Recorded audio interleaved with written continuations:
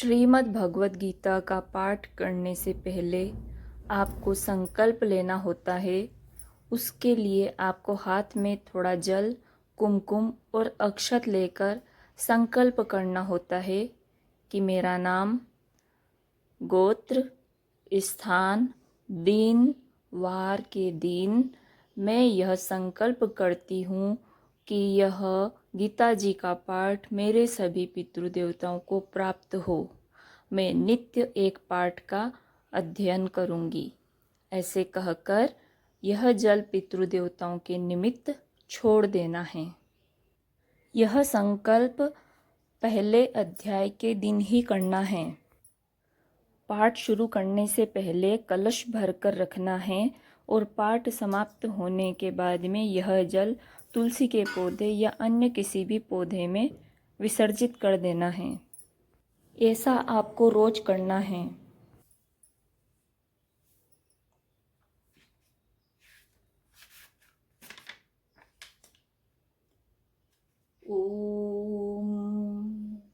ओम नमो भगवते वासुदेवाय। श्री कृष्ण गोविंद हरे मुरारी, हे नाथ नारायण वासुदेवाय। ओम नमो भगवते वासुदेवाय। ओम श्री परमात्मने नमः। त्वमेव माता च पिता त्वमेव, त्वमेव बन्धुश्च सखा त्वमेव, त्वमेव विद्या द्रविणं त्वमेव, त्वमेव सर्वमं देवदेव। ओम श्री परमात्मने नमः। श्रीमद्भगवद्गीता अथ प्रथमोऽध्यायः। धृतराष्ट्र उवाच धर्मक्षेत्रे कुरुक्षेत्रे संवेतायुत्सवः मामकाः पांडवाश्चैव किं कुर्वत् संजयः। धृतराष्ट्र बोले, हे संजय, धर्म भूमि कुरुक्षेत्र में एकत्रित युद्ध की इच्छा वाले मेरे और पांडु के पुत्रों ने क्या किया। संजय उवाच दृष्टा तु पांडवानीकं व्यूढ़ं दुर्योधनस्तदा आचार्यमुपसंगम्य राजा वचन ब्रवीत।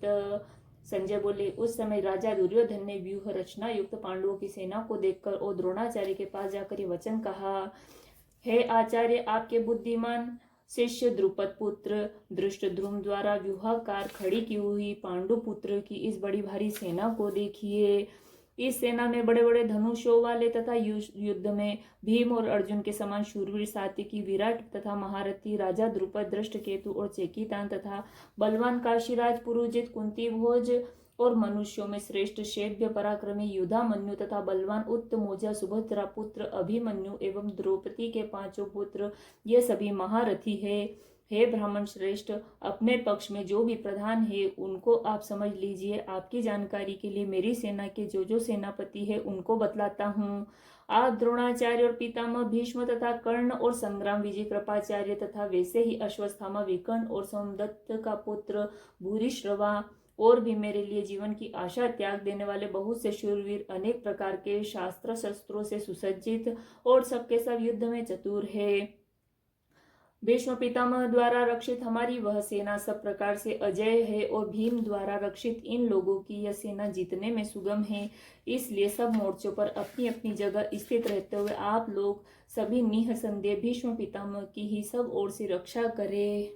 कौरवों के वृद्ध बड़े प्रतापी पितामह भीष्म ने उस दुर्योधन के हृदय में हर्ष उत्पन्न करते हुए उच्च स्वर से सिंह की दहाड़ के समान गरज कर शंख बजाया। इसके पश्चात शंख और नगारे तथा ढोल मृदंग और नरसिंगे आदि बाजे सब एक साथ ही बज उठे। उनका वह शब्द बड़ा भयंकर हुआ। इसके अनंतर सफेद घोड़ों से युक्त उत्तम रथ में बैठे हुए श्री कृष्ण महाराज और अर्जुन ने भी अलौकिक शंख बजाए। श्री कृष्ण महाराज ने पांचजन्य नामक, अर्जुन ने देवदत्त नामक और भयानक कर्म वाले भीमसेन ने पौंड्र नामक महाशंख बजाया। अनंत विजयम राजा कुंती पुत्रो युधिष्ठिरः नकुलः सहदेवश्च सुघोषमणि पुष्पको। कुंती पुत्र राजा युधिष्ठिर ने अनंत विजय नामक और नकुल तथा सहदेव ने सुघोष और मणि पुष्पक नामक शंख बजाए।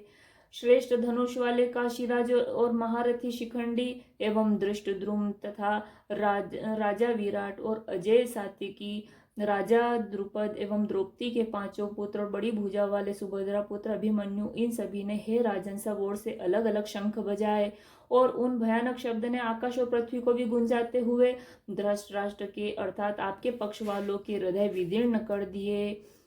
हे राजन, इसके बाद कपिध्वज अर्जुन ने मोर्चा बांधकर डटे हुए धृतराष्ट्र संबंधियों को देखकर उस शस्त्र चलने की तैयारी के समय धनुष उठाकर ऋषिकेश श्री कृष्ण महाराज से वचन कहा, हे अच्युत, मेरे रथ को दोनों सेनाओं के बीच में खड़ा कीजिए, और जब तक कि मैं युद्ध क्षेत्र में डटे हुए युद्ध के अभिलाषी इन विपक्षी योद्धाओं को भली प्रकार देख लूं कि इस युद्ध रूप व्यापार ने मुझे किन किन के साथ युद्ध करना योग्य है, तब तक उसे खड़ा रखिए।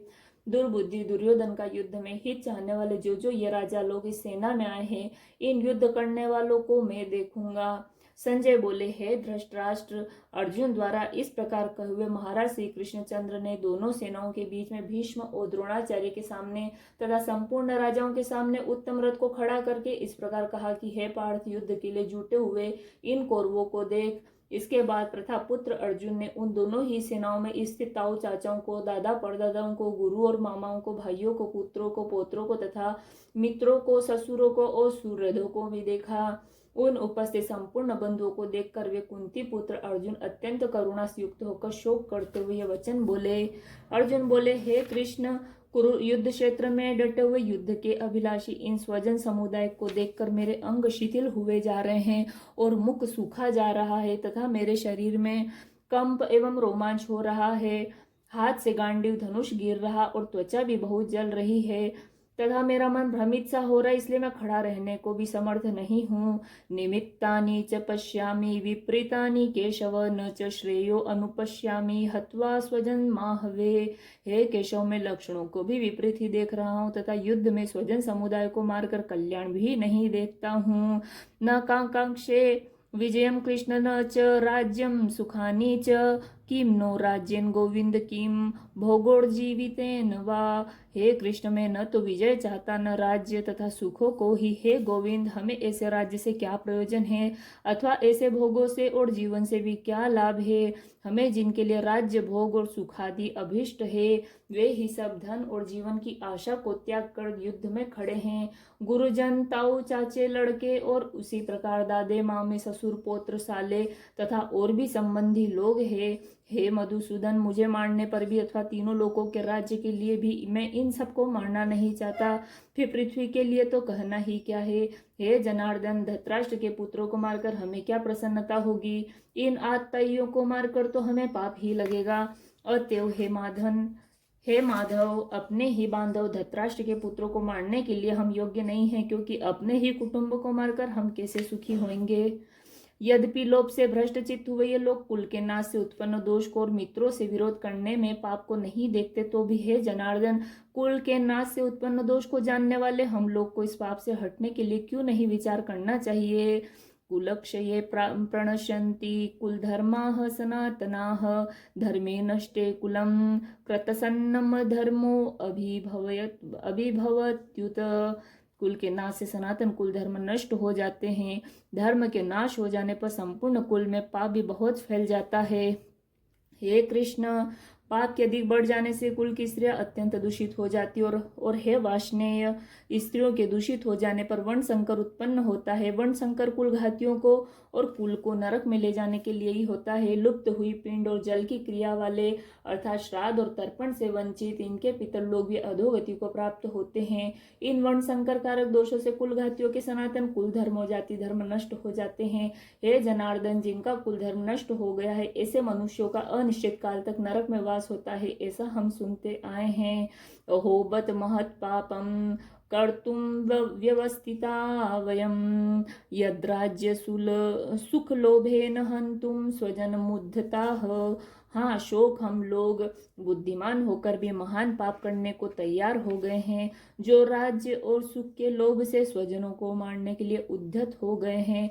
यदि मुझ शस्त्र रहित एवं सामना न करने वाले को शस्त्र हाथ में लिए हुए धृतराष्ट्र के पुत्र रण में मार डाले, तो वह मारना भी मेरे लिए अधिक कल्याणकारक होगा। संजय बोले, रणभूमि में शोक से उद्विग्न मन वाले अर्जुन इस प्रकार कहकर बाण सहित धनुष को त्याग कर रथ के पिछले भाग में बैठ गए। ओम तत्सदिति श्रीमद्भगवद्गीतासु उपनिषत्सु ब्रह्म विद्यायां योगशास्त्रे श्री कृष्ण अर्जुन संवादे अर्जुन विषाद योगो नाम प्रथमो अध्यायः। श्री कृष्ण गोविंद हरे मुरारी, हे नाथ नारायण वासुदेवाय। ओम नमो भगवते वासुदेवाय।